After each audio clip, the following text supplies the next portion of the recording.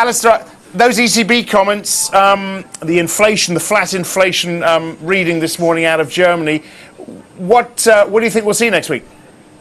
Arguably, I don't think we'll see anything. Certainly the comments we've heard in the last sort of 24, 48 hours out of Germany, Finance Minister Schaeuble and also Angela Merkel, kind of really points towards the Germans being incredibly reluctant to embark on any sort of austerity, any sort of quantitative easing measures or stimulus without suitable austerity measures being taken first.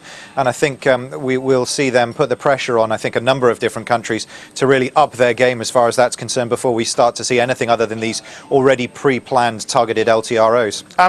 I mean, flat German inflation, got the Eurozone number out tomorrow. What's your expectation?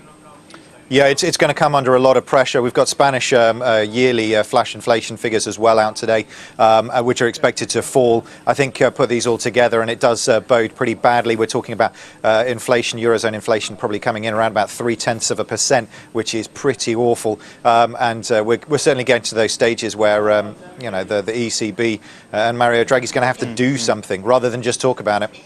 What are the US GDP and initial claims numbers going to show today? Oh, good question, an important one as well, especially when you look at the currency markets. It's been the US side of the equation that's really driven the major currency pairs, cable and euro dollar, for a while. I guess we're hoping that the US economy is going to keep on track and it's going to maintain the sort of pace of recovery that it's previously had. Certainly the Eurozone's rather dropped the ball in comparison, and you'd like to see one of the major Western environments maintain that rate of recovery.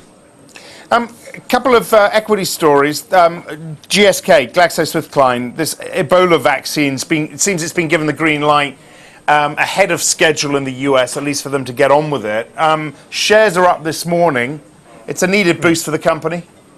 It is. It's good news, I think, all round, actually. I think common sense maybe has played a huge part in this. When you consider that there's been 1,400 confirmed cases and the World Health Organization says it's considerably more than that in Africa.